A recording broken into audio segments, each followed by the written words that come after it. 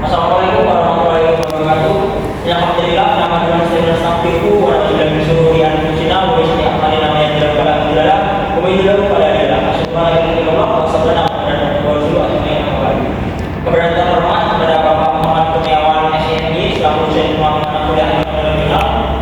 Di sini kami dari kelompok 2 akan memaparkan materi tentang daur usaha pertumbuhan wilayah dengan anggota yaitu saya Dilokan Randi, Melani, Sinta Utami, dan Merani Amelia. Materi yang pertama akan disampaikan oleh Kairani.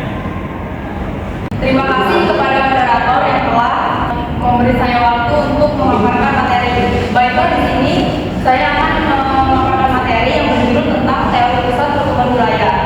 Jadi, definisi dari pusat pertumbuhan wilayah sendiri yaitu adalah unit terkecil pada setiap wilayah, khususnya seperti pemerintahan. Misalnya, dalam tingkat desa yang memiliki pertumbuhan ekonomi yang sangat cepat, hal ini dapat dijadikan sebagai contoh untuk sebuah pemerataan pembangunan, sehingga dapat mempengaruhi pertumbuhan dan perkembangan di wilayah sekitarnya.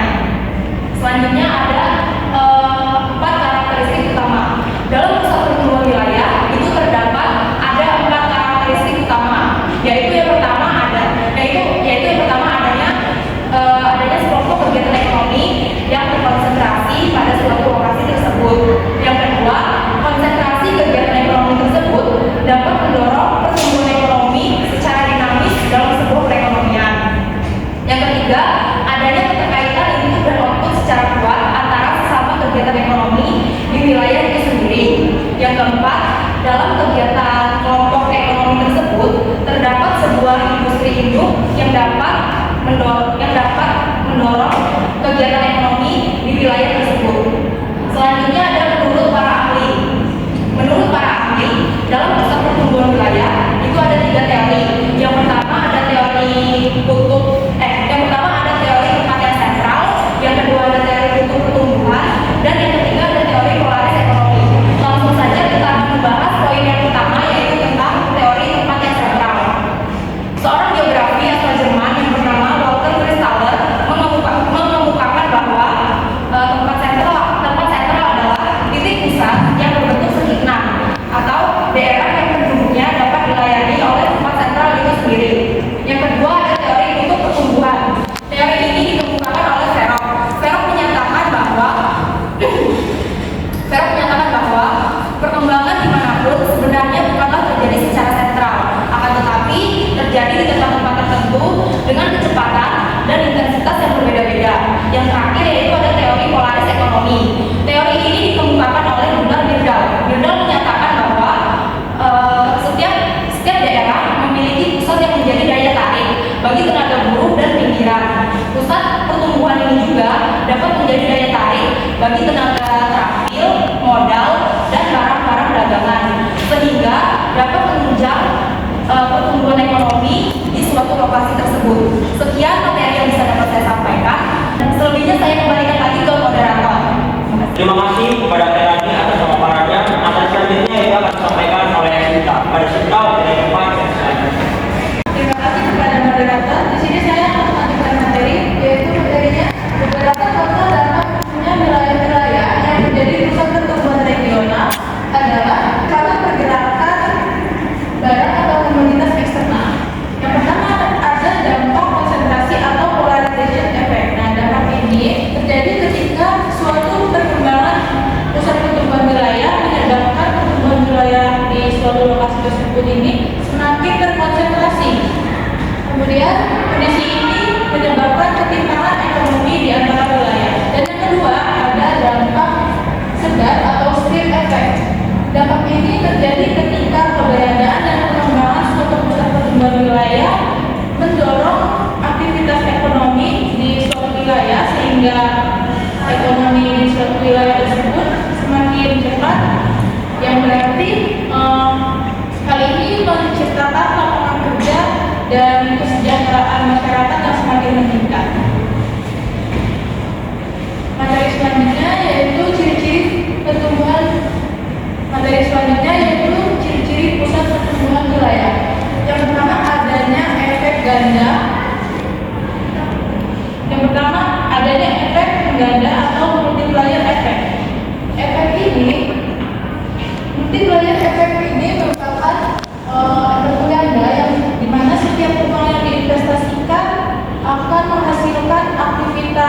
yang lebih tinggi lagi sehingga akan membuka lapangan pekerjaan.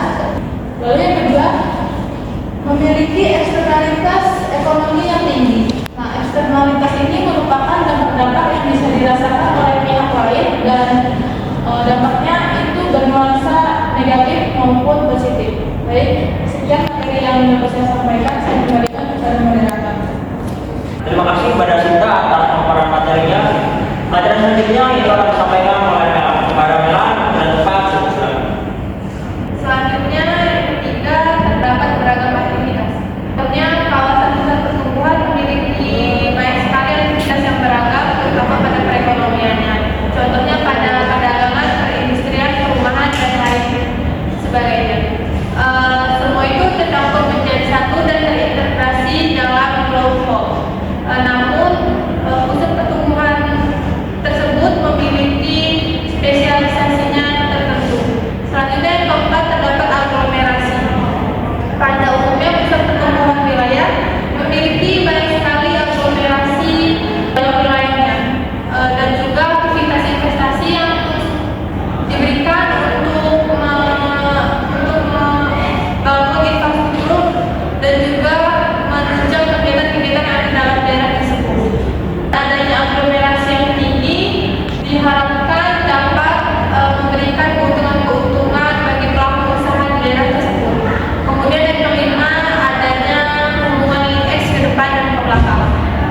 Link X dalam suatu wilayah dapat. Selanjutnya yang kelima, membangun hubungan link X ke depan dan ke belakang. Dengan adanya link X, suatu wilayah dapat menunjang dan ditunjang oleh kegiatan-kegiatan yang lainnya. Lalu kemudian selanjutnya adalah langkah pendirian.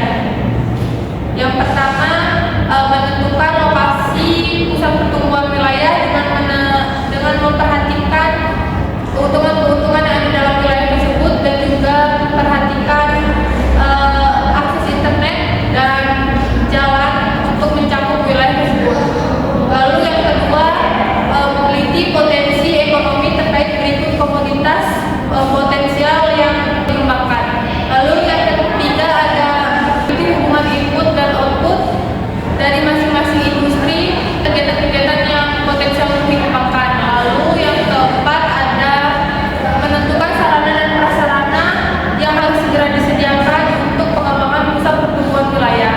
Dan yang terakhir ada membangun organisasi untuk pengkoordinasian pusat pertumbuhan wilayah. Sekian materi dari saya kembalikan ke moderator.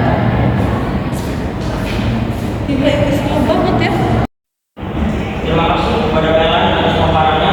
Materi terakhir yaitu akan saya sampaikan. Di sini saya akan menjelaskan tentang contoh studi kasus dari pusat pertumbuhan wilayah. Seperti yang dijelaskan oleh teman-teman sebelumnya tadi, bahwa teman-teman pusat pertumbuhan yaitu diperlukan adanya sumber daya alam yang limpah, lalu juga fasilitas ekonomi dan sosial yang banyak untuk menunjang aktivitas ekonomi di dalamnya. Di sini kami mengambil contoh studi kasus yaitu yang terdapat di Kabupaten Bombana, di mana Kabupaten Bombana ini merupakan salah satu kabupaten yang terdapat di Sulawesi Tenggara.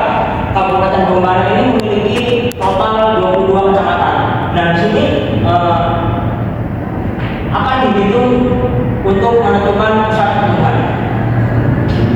Dan kita lihat yaitu ini adalah tabel dari sumber daya alam yang ada di Kabupaten Bombana dari kecamatan Kabeana sampai dengan Kelayan Tengah, yaitu berjumlah 22 kecamatan. Nah, drawing 1 ini menjelaskan tentang produksi peternakan, lalu yang kedua yaitu perkebunan, yang ketiga pertanian, yang keempat biofarma, dan yang kelima perikanan. Bisa kita lihat bahwa setiap sektor-sektor ini memiliki peringkatnya masing-masing. Seperti sektor yang pertama yaitu sektor peternakan dengan kecamatan yang paling unggul yaitu Kelayan Selatan dengan jumlah 45.395 dan disusul oleh kecamatan Kelayan Barat dengan jumlah 39.233 dan seterusnya hingga yang paling terakhir yaitu adalah kecamatan Masalokaya dengan jumlah 2.135. Selanjutnya yaitu adalah dari sektor perkebunan, di mana sektor perkebunan ini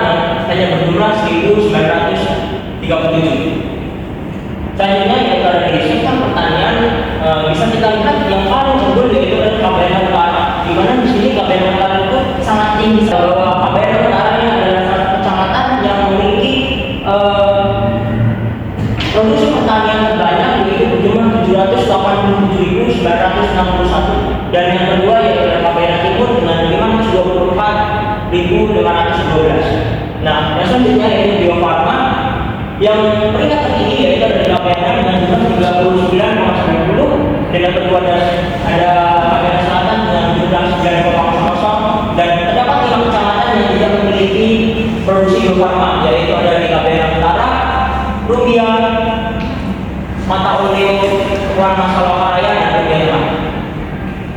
Dan yang terakhir yaitu adalah perikanan.